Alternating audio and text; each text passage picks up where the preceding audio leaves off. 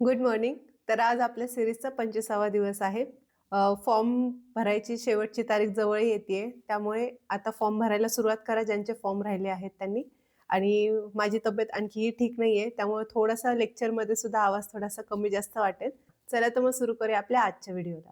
आपला पहिला प्रश्न आहे, बांगलादेशच्या माजी पंतप्रधान शेख हसीना यांना फाशीची शिक्षा कोणत्या न्यायालयाने सुनावली? तर आंतरराष्ट्रीय गुन्हेगारी न्यायाधिकरण, यालाच ICT1 असे म्हणतात. हे इंटरनॅशनल म्हणजे आंतरराष्ट्रीय जरी असलं तरी हे बांगलादेशमध्येच आहे. आणि ह्याची स्थापना कधी झाली? तर 1971ला जेव्हा बांगलादेशला स्वातंत्र्य मिळालं तेव्हा ह्याची स्थापना झाली. हे बांगलादेशमधील विशेष युद्ध अपराध न्यायाधिकरण आहे. लक्षात ठेवा, इम्पॉर्टंट आहे, तुम्हाला प्रश्न विचारू शकतात. आता आंतरराष्ट्रीय गुन्हेगारी न्यायालय ICC याच्यावर प्रश्न विचारलेला आहे. तर हे कुठं आहे? हेग, नेदरलँड इथे आहे. लक्षात ठेवा. ठीक आहे. आता बांगलादेशच्या ज्या माजी पंतप्रधान आहेत शेख हसीना यांना फाशीची शिक्षा का सुनावली? तर 2024च्या जुलै-ऑगस्टमध्ये ढाकामध्ये विद्यार्थी आणि तिथले जे नागरिक होते त्यांनी काय केलं की सरकार विरुद्ध आंदोलन केलं. आणि ते आंदोलन दडपण्यासाठी तिथले जे सुरक्षा दल होते त्यांनी काय केलं? हेलिकॉप्टर, ड्रोन, घातक शस्त्रांचा वापर करून ते आंदोलन दडपण्याचा प्रयत्न केला. आणि ह्या प्रयत्नात किती लोकं मारले गेले? तर जवळपास 1400च्या पेक्षा जास्त लोकं मारले गेले. आणि म्हणून त्यांच्यावर काय केलं की त्यांना फाशीची शिक्षा सुनावली गेली. ह्याच्यासोबतच आणखी कोणाला शिक्षा सुनावली गेली? तर तेव्हाचे जे गृहमंत्री होते त्यांना सुद्धा फाशीची शिक्षा सुनावली गेली आहे. आता शेख हसीना सध्या कुठं आहेत? तर ते सध्या भारतात आहेत. मग आता सध्या बांगलादेशचे पंतप्रधान कोण आहेत? तर सध्या बांगलादेशला पंतप्रधान नाहीत. इंटरिम PM आहेत. इंटरिम PM कोण आहेत? तर हे मोहम्मद युनूस हे आहेत. आता यांचं कार्य काय आहे? तर 2006 साली ह्यांना नोबेल पुरस्कार मिळालेला आहे. कशासाठी? तर जे आपले RRBs आहेत म्हणजेच काय की ग्रामीण बँका आहेत ह्यांच्या स्थापनेच्या संकल्पनेसाठी ह्यांना 2006 साली काय मिळालेलं आहे? तर नोबेल पुरस्कार मिळालेला आहे. यांना फाउंडर ऑफ RRB असेही म्हणतात. आता बांगलादेशवरून तुम्हाला काय आठवायला पाहिजे? तर बांगलादेशचं चलन काय आहे? तर टाका. आणि तिथली राजधानी काय आहे? ढाका. मी जेव्हा अभ्यास करायचे तेव्हा असं लक्षात ठेवायचे, ढाका टाका हसीना. पण आता हसीना हे तिथल्या पंतप्रधान नाहीत. ठीक आहे. पुढचा प्रश्न बघूया. पुढचा प्रश्न आहे, घाशीराम कोतवाल व सखाराम बाइंडर या नाटकांचे नाटककार कोण? तर विजय तेंडुलकर हे त्यांचे नाटककार आहेत. घाशीराम कोतवाल हे काय आहे? तर हे राजकीय नाटक आहे. आणि सखाराम बाइंडर हे काय आहे? तर हे सामाजिक नाटक आहे. आणि हे दोन्ही कधीचे आहे? तर 1972 सालचं आहे. इम्पॉर्टंट क्वेश्चन आहे, लक्षात ठेवा. ही त्यांची काय आहेत? फेमस नाटकं आहेत. आता पु ल देशपांडे ह्यांची कुठली फेमस पुस्तकं आहेत? तर बटाट्याची चाळ. वाचलंय कधी? खूप विनोदी आहे.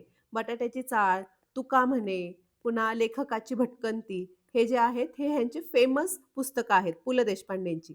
आता लक्ष्मण माने यांच्यावर खूप वेळा प्रश्न विचारलेला आहे.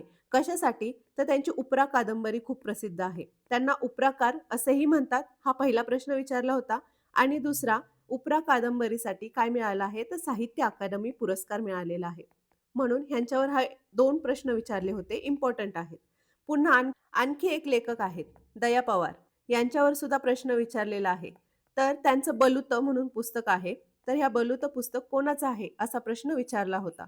हा इम्पॉर्टंट आहे. तुम्हाला लेखक, कवी, त्यांच्या ज्या प्रसिद्ध कविता आहेत, कादंबऱ्या आहेत, ज्यांना साहित्य अकादमी पुरस्कार मिळालेले आहेत किंवा जे नावाजलेले पुरस्कार मिळालेले आहेत त्याच्यावर प्रश्न विचारतात. आणि मी बऱ्यापैकी प्रत्येक लेक्चरमध्ये 1-2 घ्यायचा प्रयत्न करते. तुम्ही पण त्याचं व्यवस्थित विश्लेषण करा, पाठ करा. पुढचा प्रश्न आहे, केम्ब्रिज डिक्शनरीने 2025 साठी कोणता शब्द वर्ड ऑफ द इयर म्हणून जाहीर केला आहे? तर कोणता? पॅरासोशल. आता पॅरासोशल हा इंग्लिश वर्ड आहे, पण ह्याचा अर्थ काय आहे माहितीये? जे एकतर्फी नातं असतं, ज्यामध्ये एखादी व्यक्ती, एखादी सेलिब्रिटी किंवा इन्फ्लुएन्सर म्हणजे जे रील्स वगैरे बनवतात ते इन्फ्लुएन्सर, यूट्यूबर त्याच्याशी काय जोडलेली असते? तर इमोशनली जोडलेली असते. म्हणजे त्या व्यक्तीबद्दल त्यांना खूप प्रेम वाटत असतं. पण त्या व्यक्तीला जे त्यांना प्रेम वाटतं त्याच्याबद्दल काहीच माहिती नसतं. ह्याला पॅरासोशल असे म्हणतात. पॅरासोशल ह्या शब्दाला वर्ड ऑफ द इयर म्हणून केम्ब्रिज डिक्शनरीनं काय केलं आहे? जाहीर केलं आहे. आता डेलुलू. डेलुलू किती छान वाटतं ना बोलायला. पण डेलुलूचा अर्थ काय? की ज्या गोष्टी सत्य नाहीत किंवा ज्या वास्तविकच नाही म्हणजे ज्यांचं अस्तित्वच नाहीये, त्या गोष्टींवर विश्वास ठेवणे हे आहे डेलुलू. ठीक आहे. एम्पॅथी म्हणजे काय? एम्पॅथी आणि सिम्पॅथी असे 2 प्रकार आहेत. सिम्पॅथी म्हणजे एखाद्याबद्दल सहानुभूती वाटणे आणि एम्पॅथी म्हणजे एखाद्याला काय वाटतं ते मनापासून समजून घेणे. म्हणजे जवळपास त्याच्या भावना ज्या आहेत, त्याच तुमच्या भावना आहेत, असं तुम्हाला एम्पॅथीमध्ये वाटतं. आणि सिम्पॅथी म्हणजे एखाद्याचं आपण सांत्वन करतो, ते नॉर्मल असतं. एम्पॅथी हे खूप आतून असतं, ठीक आहे. स्लोप स्लोप म्हणजे एखाद्याबद्दल वाईट किंवा घसरती भावना म्हणजे एखाद्याबद्दल नाही का आस्था असते ती कमी-कमी होणे वगैरे असे बरेचसे अर्थ आहेत श्लोकचे. इंटरनेटच्या दृष्टीने, ठीक आहे. पुढचा प्रश्न बघूया. यापैकी कोणत्या राज्यात देशाची सर्वात लांब समुद्र किनारपट्टी आहे? तर गुजरात ह्याची काय किनारपट्टी जी आहे ती सर्वात लांब आहे. आता हे जे किनारपट्टीचे जे मोजमाप आहे ते पुन्हा बदललेलं आहे. अगोदर पूर्वी महाराष्ट्राची किनारपट्टी किती किलोमीटर होती? 720 किलोमीटर. पण आत्ता किती आहे? 877.97 किलोमीटर. तुम्हाला विचारू शकतात कारण हे जे मेजरमेंट आहे ते आत्ता बदललेलं आहे. गुजरातची किनारपट्टी किती होती? 1600 किलोमीटर. पण आता किती झाली जवळपास 2340 किलोमीटर. ठीक आहे. आता मला तुम्हाला विचारायचं आहे, या किनारपट्ट्या अचानक कशा काय वाढल्या? तर पूर्वी कसं मेजरमेंट घ्यायची पद्धत वेगळी होती. पण आता सध्या जे नवीन तंत्रज्ञान आहे, म्हणजेच काय की हाय रिझोल्यूशन सॅटेलाईट ह्यांनी काय होतं की ते खाडी, जे छोटे-छोटे वळणं असतात म्हणजे अशा ज्या खाड्या असतात, तर हे जे छोटी-छोटी वळणं असतात, किनारपट्टीचा जो सूक्ष्म भाग असतो एक, तर तो सुद्धा मोजतात. हे जे ड्रोन्स असतात ते सुद्धा मोजतात. त्यामुळं काय झालं, की आधीपेक्षा अधिक ॲक्युरेट मेजरमेंट यायला लागलं आणि त्यामुळं आत्ता जे किनारपट्टीच्या लांबी आहेत, त्या वाढल्या आहेत. ठीक आहे. लक्षात ठेवा, इम्पोर्टंट आहे कारण हे रिसेंटची गोष्ट आहे. पुढचा प्रश्न, डोळ्यात तयार झालेली प्रतिमा थेट मेंदूपर्यंत कोणत्या माध्यमातून पोहोचते? कोणत्या माध्यमातून पोहोचते? तर ऑप्टिक नर्व्ह म्हणजेच काय? दृष्ट तंत्रिका. रेटिना. रेटिना काय आहे? तर रेटिना म्हणजे आपल्या डोळ्याची स्क्रीन आहे. तुम्हाला प्रश्न विचारू शकतात, आपल्या डोळ्याची स्क्रीन कोणती आहे? तर डोळ्याचा रेटिना हा भाग आपल्या डोळ्याची स्क्रीन आहे. जे प्रकाश येतो तो काय करतो? तर हा रेटिनावर पडतो आणि रेटिना काय करते? ते त्याचं प्रतिमेत बदलते. प्रतिमेत बदलते आणि प्रतिमा मेंदूकडे पाठवत नाही, तर फक्त तयार करते. म्हणजे ही फक्त प्रतिमा तयार करते. म्हणून काय म्हणतात, जे मेंदूपर्यंत थेट पोहोचवत नाही म्हणून रेटिना हा आपला ऑप्शन कट झाला. Optic nerve. ऑप्टिक नर्व्ह काय आहे? जी रेटिनावर ही जी इमेज तयार होते ना, तर ती इमेज मेंदूकडे घेऊन जायचं काम ऑप्टिक नर्व्हज करतात. डोळा आणि मेंदू ह्यांना जोडणारा मुख्य भाग आहे ऑप्टिक नर्व्ह. लक्षात ठेवा. आता आयरिस. आयरिस म्हणजेच काय? बुबुळ. आपली बुबुळं बघा सूर्यप्रकाशात गेलं म्हणजे आपल्याच स्वतःचे दिसत नाही. जर तुमच्या घरी मांजर असेल, तर तुम्हाला कळेल. मांजर जेव्हा प्रकाशाच्या भागात जातं, तेव्हा त्याची बुबुळं अशी होतात बघा, एकदम सरळ. आणि जेव्हा ते अंधारात असतात, तेव्हा त्यांची बुबुळं अशी गोल-गोल असतात. त्यामुळं हे जे आयरीज आहेत, तर ते काय करतात, की बुबुळाचा आकार कमी-जास्त करण्याचं काम करतात. म्हणजे प्रकाश किती आतमध्ये येऊन द्यायचा, किती म्हणजे अंधार असल्यावर आपल्याला काही एवढी अडवायची गरज पडत नाही. म्हणून ते काय करतात त्यावेळेस बुबुळ असे लूज सोडतात म्हणजे ते आकार वाढवतात. आता आणखी एक काय, आपण एखाद्यावर रागवलं की असे डोळे वटारतो, ते आपली बुबुळं मोठी करतो थोडक्यात. नेत्र लेन्स. नेत्र लेन्सचा उपयोग काय आहे, की जो लेन्सचा प्रकाश आहे, तो लेन्सचा प्रकाश वाकवून रेटिनावर फोकस करणे. म्हणजे जिथून प्रकाश येतो, तो काय करायचा वाकवून रेटिनावर फोकस करण्याचं काम नेत्र लेन्स करतात. आता तुम्हाला प्रश्न काय आहे, डोळ्यांचे रंग असतात बघा. काही-काहींचा खूप गारोळा असतो, काही-काहींचे निळे डोळे असतात. तर डोळ्यांचा रंग कोण डिसाईड करतो? कोणता भाग ठरवतो? ठीक आहे. तुम्हाला ह्याचं मला उत्तर द्यायचं आहे या प्रश्नाचं. ठीक आहे. आता आपला मराठीचा आजचा टॉपिक आहे समानार्थी शब्द. समानार्थी शब्दावर थेट प्रश्न येतात, की या शब्दाचा समानार्थी शब्द काय आहे? किंवा दुसरं काय विचारतात, की गटात न बसणारा शब्द विचारतात किंवा अ, असे बंच देतात. म्हणजे एका शब्दाचे समानार्थी शब्द किती? आणि जवळपास 1, 2, 3, 4 असे प्रश्न असतात. पण त्याच्यामध्ये सुद्धा 3-4 शब्द असतात. तसं शोधायचं असतं. मग तुम्हाला हे समानार्थी शब्द सोपे वाटत असतील आणि सोपे येतातच. पण मुळात आता डायरेक्ट असं सोपे-सोपे शब्द विचारत नाही, अवघड शब्द विचारतात. जे तुमच्या वाचनात नसतात, बोलण्यात नसतात, असे प्रश्न समानार्थी शब्दाला विचारतात. ठीक आहे. जरी तुम्हाला तरू असं विचारलं, तर तुम्हाला माहिती आहे ह्याचं उत्तर वृक्ष आहे किंवा झाड आहे. पण तुम्हाला वृक्ष झाड देणार नाहीत, तर एखादा अवघड संस्कृत शब्द देतील, जिथं तुम्ही जमलिंग व्हाल.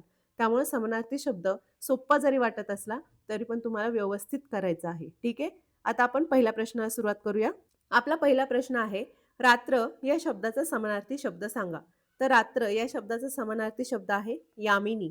दिवस म्हणजे काय? दिन, वासर वगैरे हे काय आहे? तर दिवसाचे समानार्थी शब्द आहेत आणि यामिनी ह्याचा अर्थ आहे रात्र. मग रात्रच्या आणखी दुसरे बाकीचे कुठले शब्द आहेत? तर निशा, रजनी, पुन्हा यामिनी आता सांगितलं, शर्वरी हे काय आहेत? रात्रीचे समानार्थी शब्द आहेत. ठीक आहे? लक्षात ठेवा. आणि दिवस, दिन, वासर हे काय आहेत? एकमेकांचे समानार्थी शब्द आहेत. पुढचा प्रश्न आहे, झाड या शब्दाचा साहित्यिक समानार्थी शब्द कोणता? तर झाड ह्याचा साहित्यिक समानार्थी शब्द आहे तरु आहे. तरु आणखी काय? ह्याला आणखी काय आहे? द्रुम, वृक्ष, पादप म्हणजेच काय? झाड ह्याचे समानार्थी शब्द.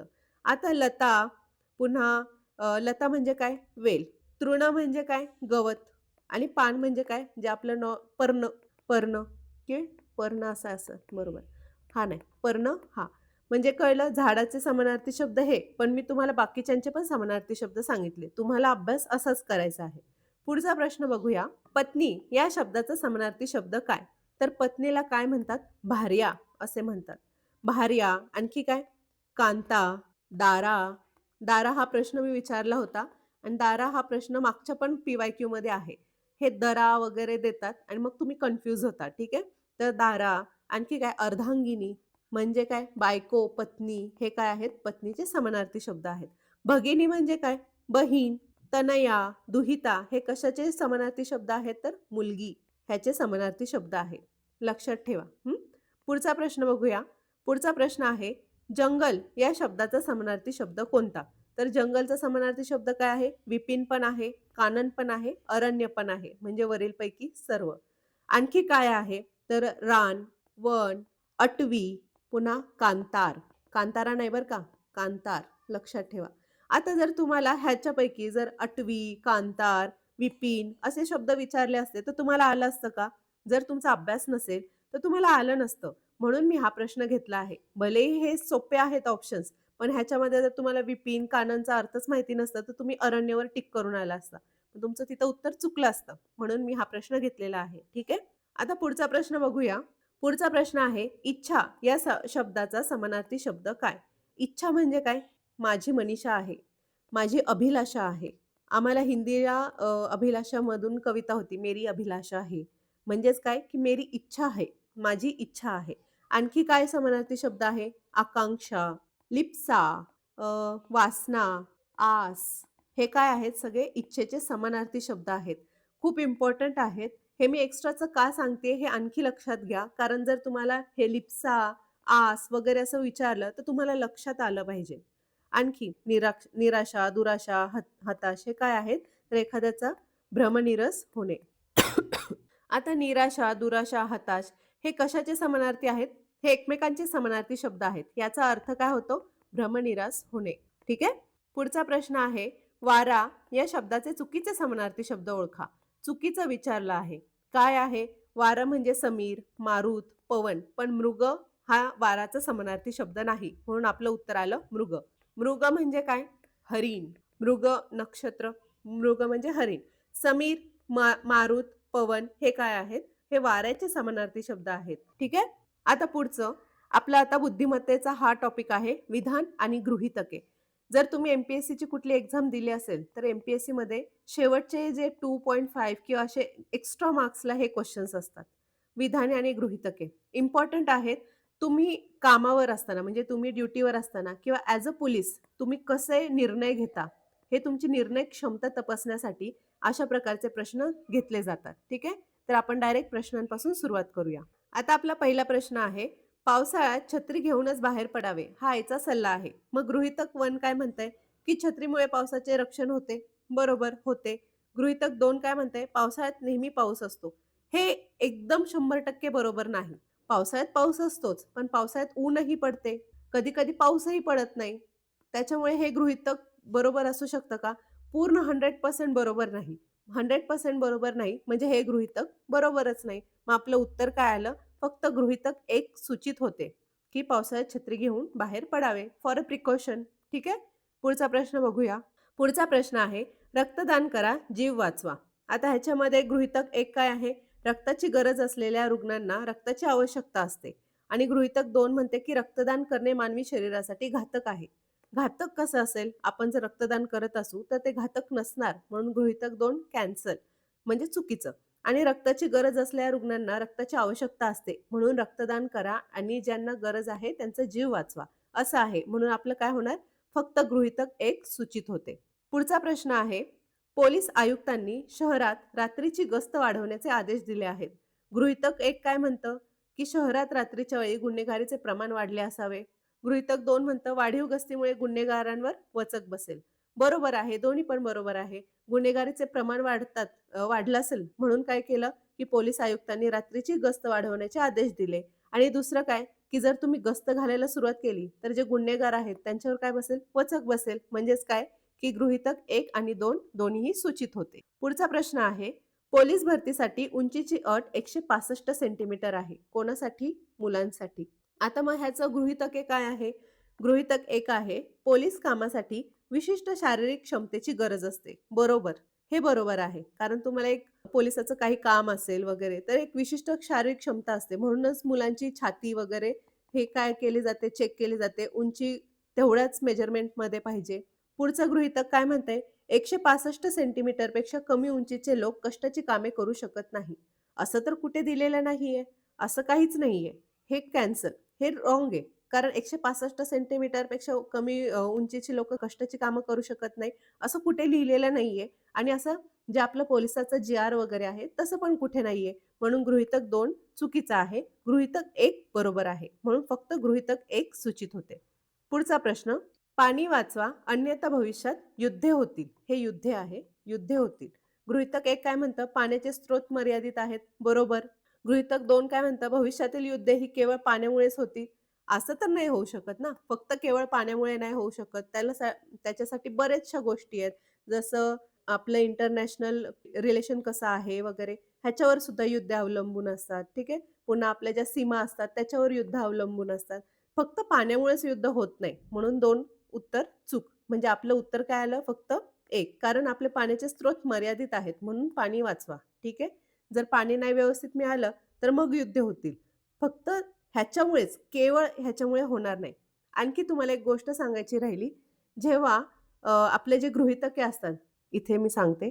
जे आपली गृहीतके असतात, तेव्हा जर केवळ, फक्त, फक्त आणि फक्त, आणखी पूर्ण, संपूर्ण असं जेव्हा गृहीतकांमध्ये येतं ना, तेव्हा ते गृहीतकं 99.99% काय असतात? चुकीचे असतात. कारण केवळ, फक्त आणि फक्त, पूर्ण, संपूर्ण हे असं फिक्स कोणी सांगू शकत नाही. म्हणून हे जेव्हा येतं ना वाक्यात गृहीतकांमध्ये, तेव्हा हे गृहीतक असतं ते चुकीचं असतं. ठीक आहे? लक्षात ठेवा. पुढचा प्रश्न. आता पुढचा प्रश्न तुमच्यासाठी. काय प्रश्न आहे? शहरातील सर्व खड्डे 15 दिवसात बुजवण्यात येतील. महानगरपालिका आयुक्तांचा हा आदेश आहे. तर गृहीतक कोणतं लागू होतं हे मला तुम्ही सांगायचं आहे. ठीक आहे? पुढचा प्रश्न बघूया आपण. मॅथ्सचं भागीदारी. तर भागीदारी हे कशामध्ये येतं? भागीदारीवर डायरेक्ट क्वेश्चन येतात. पण त्याचा बेस काय आहे? रेशो आहे, पर्सेंटेज आहे, आणखी काय आहे? गुणोत्तर आहे. मी तर शक्यतो ह्याची गुणोत्तरांनी सॉल्व्ह करते. कारण हे तसं सोपं आहे. ठीक आहे? आणि ह्याच्यामध्ये लॉजिक काय आहे? सपोज ए आणि बी हे 2 लोकं आहेत. एने ₹100 गुंतवले, बीने ₹500 गुंतवले. ठीक आहे? तर मी ह्यांचं असं लिहिणार, ह्यांची इथं गुंतवणूक लिहिणार. त्यांनी किती वर्षांसाठी गुंतवणूक केली आहे इथे लिहिणार. जर त्यांनी एनी 1 वर्षासाठी केली तर 1 वर्ष, बीने 2 वर्षासाठी केली तर 2 वर्ष असं. आणि ह्यांचा जो पण गुणाकार असतो ना, हे त्यांचे काय असतं? टोटल प्रॉफिटचा पण रेशो असतो आणि टोटल त्यांचा गुंतवणुकीचा पण रेशो असतो. ठीक आहे? गुंतवणुकीचा रेशो हा म्हणजे टोटल त्यांची अॅन्युअल किंवा द्विवार्षिक वगैरे जी पण गुंतवणूक असेल त्यांचा इथे रेशो येतो. ठीक आहे? ह्यांचा गुणाकार इथे असतो, ह्यांचा गुणाकार इथे असतो. अशा पद्धतीने मी हे सॉल्व्ह करणार आहे. ठीक आहे? चला आता मग सुरुवात करूया आपल्या पहिल्या प्रश्नाला. राम आणि श्याम यांनी अनुक्रमे 20,000 आणि 30,000 रुपये गुंतवून एक व्यवसाय सुरू केला. वर्षाच्या शेवटी त्यांना 15,000 रुपये नफा झाला. तर रामचा नफ्यातील वाटा किती? आपण सोप्या प्रश्नापासून सुरुवात करू. याच्यामध्ये मी तुम्हाला काय-काय सांगणार आहे. काही वेळेस काय होतं, की ए, बी ऑलरेडी बिझनेसमध्ये असतात. सी नंतर जॉइन करतो, ते सांगणार आहे. पुन्हा हे एकमेकांची काही दिवसांनी किंवा काही महिन्यांनी काय करतात, की जी मुद्दल आहे, जी गुंतवणूक आहे ती कमी करतात. त्या पण टाइपचे प्रश्न आहेत. पुन्हा एक राहतो, एक सोडून जातो, तसे पण प्रश्न मी घेतले आहेत. ठीक आहे. त्यामुळे हे व्यवस्थित पहा. जर तुम्हाला काही नाही म्हणजे समजलं नाही, तर आपण ह्याच्यावर स्पेशल चॅप्टर घेऊया. आता आपला प्रश्न काय आहे? राम आहे आणि श्याम आहे. ह्यांची अनुक्रमे गुंतवणूक किती आहे? रामची आहे 20,000, श्यामची आहे 30,000. आता ह्यांनी काय केलं, की एक व्यवसाय सुरू केला आणि वर्षाच्या शेवटी, वर्ष म्हणजे काय? एकतर 12 महिने किंवा 1 वर्ष. जर श्यामचं 8 महिने वगैरे असतं, तर मी इथं 12 महिने घेतलं असतं आणि श्यामचं 8 घेतलं असतं. पण इथं काय केलंय, की दोघांचं पण कशी गुंतवणूक आहे? वार्षिक गुंतवणूक आहे. म्हणून 1-1 वर्ष घेतलं. आता जर हे सॉल्व्ह केलं, तर आपल्याला काय भेटणार? एक रेशो भेटणार आणि रेशोवरून आपल्याला काय मिळणार, की रामचा नफा मिळणार. त्याच्यावरून आपण श्यामचा नफा काढू शकतो. ठीक आहे. आता हे 0 गेले, हे 0 गेले. बेक बे. 3 एक 3. आता आपल्याला हा रेशो भेटला. रामचं कसा आहे नफा? तर 15,000 रुपये. मग 2चा कितवा घात हा 15,000 आहे? तर बे 7 14. आता रामचा नफा किती आहे? 15,000 रुपये. बरोबर? तेच दिलंय ना आपल्याला. शेवटी त्यांना 15,000 रुपये नफा झाला. म्हणजेच काय, की हे 2x प्लस 3x ह्या दोघांचं जे आहे गुणोत्तर, त्यांची जर बेरीज केली, तर आपल्याला काय मिळेल? त्यांचा टोटल नफा मिळेल. आता 2 आणि 3 किती झाले? 5x बरोबर 15,000. मग xची किंमत किती आली? तर 5 त्रिक 15, 3,000. आपल्याला विचारलं काय आहे? तर रामचा नफ्यातील वाटा किती? राम किती आहे? 2 गुणिले 3,000. किती आलं? 6,000. आपलं उत्तर काय आलं? 6,000. जर श्यामचं विचारलं असतं तर काय केलं असतं? 3 गुणिले 3,000 बरोबर 9,000. ठीक आहे? चला पुढचा प्रश्न बघूया.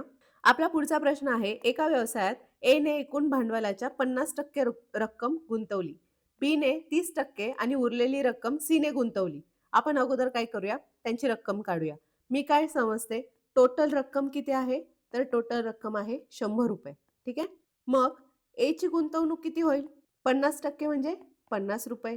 बी ची गुंतवणूक 30% म्हणजे 30 रुपये आणि सी ची राहिलेली, आता 50 आणि 30 किती? 80. राहतात किती? 20. म्हणजे सी ची गुंतवणूक 20.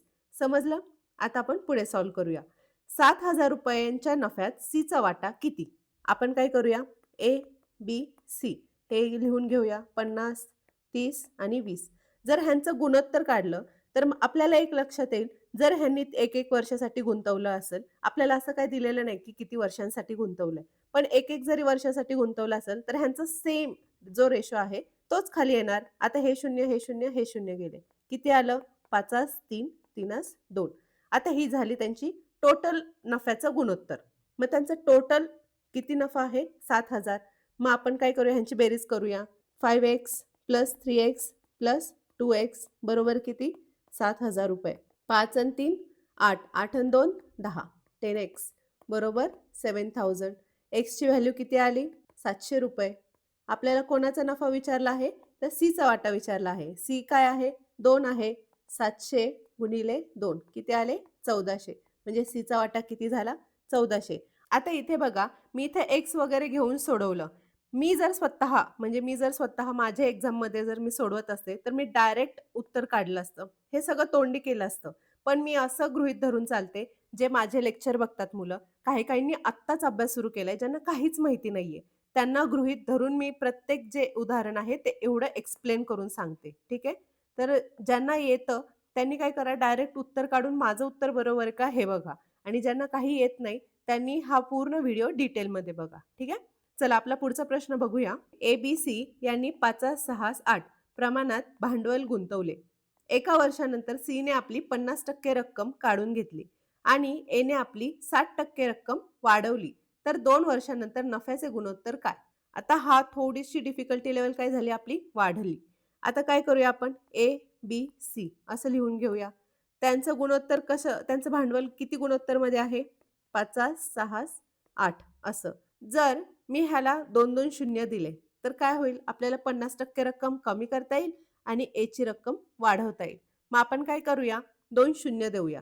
अगेन ज्यांनी नवीन सुरुवात केली आहे, त्यांच्यासाठी मी डिटेलमध्ये सांगतेय. पुन्हा काय सांगितलं, की सी ने आपली 50% रक्कम काढून घेतली. कधी? 1 वर्षानंतर. म्हणजे 1 वर्ष तर त्यांची हीच रक्कम होती, बरोबर? सीने 50% रक्कम काढून घेतली म्हणजे आता किती झाली? 400 रुपये. एनी काय केलं? आपली रक्कम 60% वाढवली. आता 500च्या 60% हे काय झाले? 6 पंचे 30 म्हणजे 800 रुपये त्यांनी केली. कारण 60% वाढवली म्हणजे काय झालं? 160 झाली ना. मग 500चे काय झाले? 800 रुपये आणि बीची जी किंमत आहे ती ॲज इट इज राहिली. आता पुन्हा त्यांनी काय केलं? 2 वर्षानंतर नफ्याचे गुणोत्तर काय असेल? म्हणजे 2 वर्षानंतर म्हणजे पुढचं आणखी 1 वर्ष त्यांची हीच रक्कम राहिली. आता इथे सिंपल काय करायचं माहिती आता इथे जी गुंतवणुकीचं वर्ष आहे, ते तर सगळीकडे सेमच आहे. त्यामुळे कट करायची काही गरज नाही. आता कट कुठे होणार? हे जे शून्य आहे ना, हे शून्य आपण कट केले, तर आपल्याला काय भेटणार? डायरेक्ट आपलं उत्तर भेटणार. आता हे जे खाली रक्कम येते, ती रक्कम कशी येते? मी एक फॉर एक्झाम्पल याचं सांगते. हे वरती काय आहे? हे वरती जे आहे ते आहे 5 गुणिले 1 अधिक हे जे खाली आहे ते आहे 8 गुणिले 1. हे जे आहेत ना दोघे जण ह्यांची बेरीज होते आणि हे जे दोघे आहेत ना एकत्र ह्यांची काय होते? तर ह्यांचा गुणाकार होतो. लक्षात घ्या. मग इथं काय येणार? 5 अधिक 8 13. मग आपल्या इथं उत्तर येणार 13. पुन्हा 6 आणि 6 किती? 12 आणि 8 आणि 4 किती? 12. हे आपलं आहे ह्यांचं नफ्याचं गुणोत्तर. मग आपल्याला हेच विचारलं आहे, की ह्यांचं 2 वर्षानंतर नफ्याचं गुणोत्तर किती? किती आहे?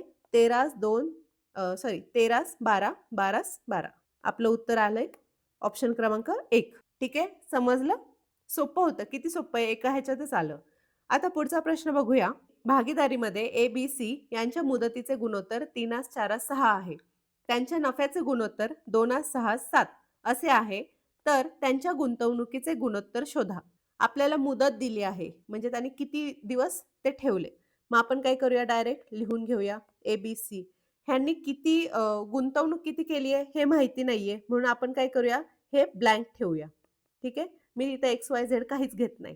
पुढे त्यांचं मुदतीचं गुणोत्तर किती आहे?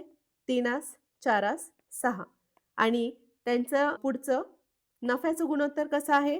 2:6:7. नफा खाली का घेतला हे मी तुम्हाला अगोदर सांगितलं आहे. आणि मी तुम्हाला मगाशी पण एक काय सांगितलं? शॉर्ट ट्रिक सांगितली किंवा एक ट्रिक सांगितली. हे जे आहे, हे गुणिले हे असतं, तेव्हा हे येतं. मग जर मला हे एक दिलं आहे, की त्यांची गुंतवणूक माहिती नाही, पण गुंतवणूक गुणिले मुदत बरोबर काय येतो? नफा किंवा तोटा. पण मला गुंतवणूक दिली नाही. मग मी काय करणार? गुंतवणूक बरोबर नफा भागिले मुदत. आता नफा किती आहे इथे? एचा 2 आहे आणि मुदत किती आहे? 3 आहे. म्हणून 2:3.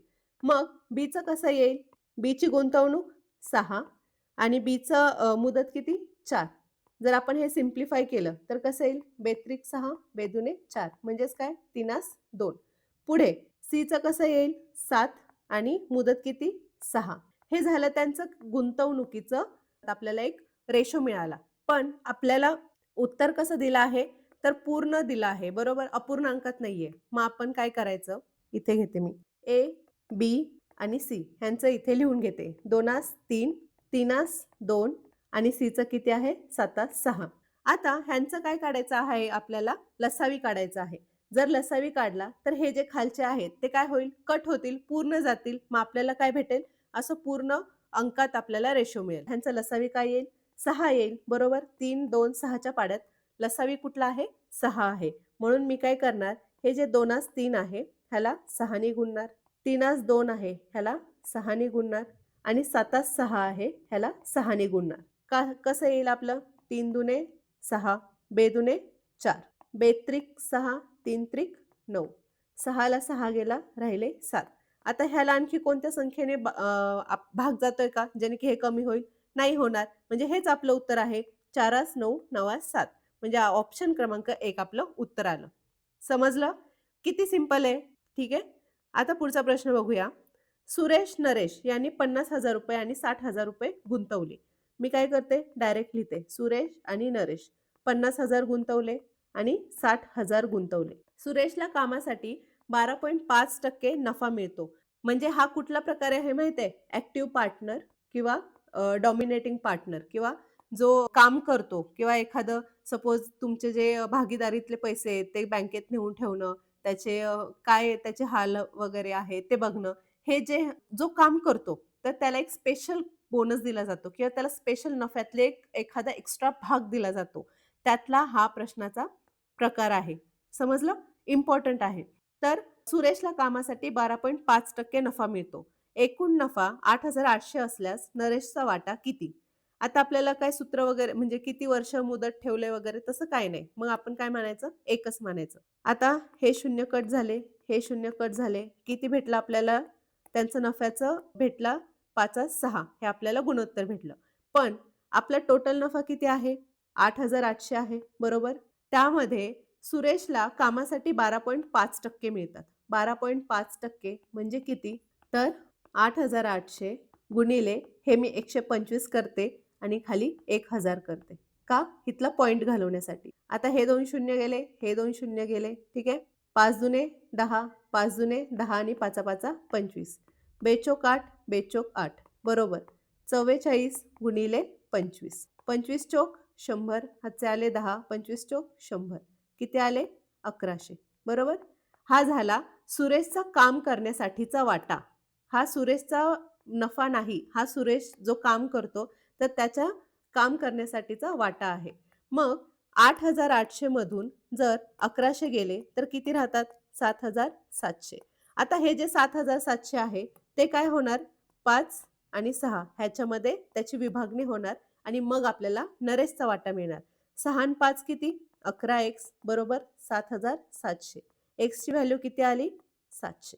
एक्सची व्हॅल्यू 700 आली. आपला नरेशचा वाटा किती आहे? 6 गुणिले 700 बरोबर 6 सत्ता 42. म्हणजे नरेशचा एकूण वाटा किती आला? तर 4,200. समजलं? थोडं फास्ट सांगितलं, पण सिंपल आहे. मी सगळं डिटेलमध्ये सांगितलं आहे. ठीक आहे? आता पुढचा प्रश्न तुमच्यासाठी. ह्या प्रश्नाचं उत्तर तुम्ही मला कमेंट बॉक्समध्ये द्यायचं आहे. ठीक आहे? आणि जवळपास 95% मुलं जे आहेत, ते बरोबर उत्तर देतात बरं का. जे पण व्हिडिओ बघतात, प्रामाणिकपणे उत्तर देतात आणि ज्यांचं उत्तर चुकीचं आहे, त्यांना सुद्धा मी सांगते, की पुन्हा एकदा चेक करा.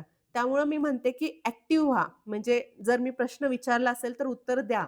जर तुमचं चुकत असेल, तर तुम्हाला कळेल. तुमचं बरोबर येत असेल, तरीसुद्धा तुम्हाला कळेल. थोडंसं ॲक्टिव्ह राहा. ठीक आहे? भेटूया उद्याच्या व्हिडिओमध्ये.